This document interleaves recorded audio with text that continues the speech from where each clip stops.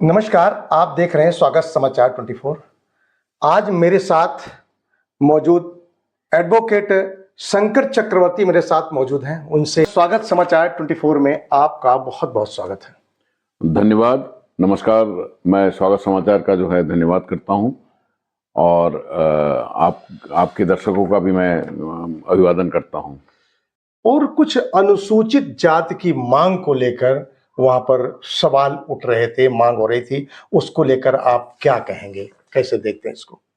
Sir, अनुसूचित जाति की जो मांग है ये बहुत पुरानी मांग है। 1954 से ये मांग जो है लगातार की जा रही है। क्योंकि तो किस सन में आए थे यहाँ? जैसे दिनेशपुर की बात करें तो दिनेशपुर में लोग किस सन में लगभग आए? 1950-51 में आए थे। 1950-51 से 51 से इन पुनर्वासन शुरू हो गया था, क्योंकि वो यहाँ पर लाके भी एक मोहनपुर गांव है, वहां पे पहले लाके उनको कैंप में रखा गया।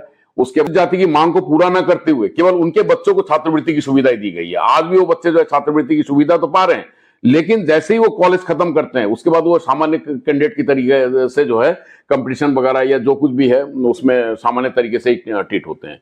तो ये लेकिन अनुसूचित जाति का दर्जा जो मांगा गया, उसकी मांग हो रही थी, उस पर अभी तक कुछ ऐसी, तो बंगाली समाज इस पर क्या करना चाहता है? सर, जहां तक इस अनुसूचित जाति की मांग है, मैंने आपको पहले ही बताया कि केंद्र सरकार का है। तो पश्चिम बंगाल की तरफ से आए थे, तो कैसे वो आए थे और इनको किस तरह बसाया गया? देखिए, बांग्लादेश से नहीं आए, ये पूरी पाकिस्तान से आए हैं। समझौते के तहत आए हैं, जो भारत सरकार का समझौता था, नेहरू लिया का समझौता था, उसी के तहत आए हैं। जो पार्टीशन की शर्तें थी उसके तहत आए हैं। क्या शर्तें थी उनकी? अगर वो जो मुस्लिम पाकिस्तान चले गए या वहां से इधर आ गए, उनकी क्या कुछ शर्तें थी? वो क्यों यहाँ आए थे? क्या उनको यहाँ पर लालच दिया गया था या उनके हक हकूक की बात क्या थी? नहीं, लालच की तो बात ही नहीं है, ये हक की बात है। क्योंकि अगर बात करें तो लगभग 26 से चल रहा है, तो 70 साल के लमसम ऊपर, 75 साल से ऊपर, 75 के ऊपर ही हो गया है। जी। तो अब तक मांग तो कई बार उठी होगी अनुसूचित जाति की, लेकिन अब तक कुछ नहीं हुआ। तो क्या 2027 का जो चुनाव आने वाला है उसमें मतलब क्या इसका असर दिखेगा कुछ? और जब जब जब देखिए, कभी अगर बहुत ज्यादा उपेक्षित अगर लोग रहते हैं तो उसमें विद्रोह भी जन्म लेता है। तो हो सकता है कि चाहे चुनावी उसमें हो या रास्ते में हो, आने वाले दिनों में जो है इसमें एक बहुत बड़ा आंदोलन भी हो सकता है। ये आपकी तरफ से कोई बड़ा नेता, बड़ा पद क्यों नहीं रहता है? आप लोग आगे बढ़ करके नहीं आना चाहते या खाली सिर्फ किसी पार्टियों को सपोर्ट करेंगे? सर, ऐसा नहीं है कि आगे नहीं बढ़ना चाहते हैं। आगे पॉलिटिकल रूप से जो है काफी लोग बढ़ने की कोशिश भी किए हैं, बढ़ भी रहे हैं। 3 बार जो है राज्यसभा वो राज्य मंत्री का दर्जा भी मिला है, ऐसा नहीं है। लेकिन ये सब लॉलीपॉप है, लॉलीपॉप देकर उनको संतुष्ट कर दिया जाता है। लेकिन जब टिकट देने की बात आती है तो टिकट देने में बीजेपी ने भी दिया है। 2012 में सितारगंज सीट से विधानसभा की रुद्रपुर में एक बड़ा समाज रहता है, ये बंगाली समाज, ट्राजिस्ट कैंप में। इस समाज से कोई आगे बढ़ करके अब तक आना नहीं चाहता या आने नहीं दिया जाता है, उसको कैसे देखते हैं आप? क्या कहेंगे इसको? और कुल मिलाकर अगर देखें तो उत्तराखंड में 5 लाख बंगाली हैं।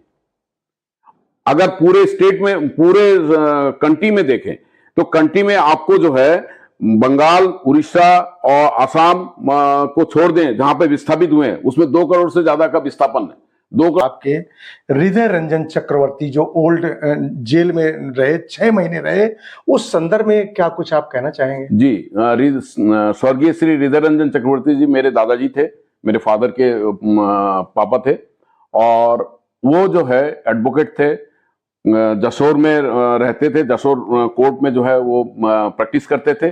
बंगाली समाज से आपका नाम, यानी कि एडवोकेट शंकर चक्रवर्ती का राज्यसभा के लिए, एमपी के लिए लिया जाता है, ये बात उठती है, तो इसके संदर्भ में आप कुछ कहेंगे? क्या कहना चाहेंगे? आपका नाम उठ रहा है। हाँ, मैं बीच में हाल ही में मैं पढ़ रहा हूँ कि सोशल मीडिया वगैरह में काफी इस चीज को लेके जो है काफी लोग जो है डिमांड भी किया है कि योग्यता रखने वाले लोग भी हैं। कुछ लोग ऐसे हुए बने हैं जो कि राज्यसभा की योग्यता भी रखते हैं। आपका नाम जैसे उठ रहा है, तो आप मैं उस पे आ रहा हूँ। तो योग्यता रखने वाले लोग हैं, तो 2 करोड़ जनसंख्या के लोगों का, और उनको अगर राज्यसभा का रिप्रेजेंटेशन नहीं दिया जाए तो ये उस समुदाय के साथ जो है बेइंसाफी है।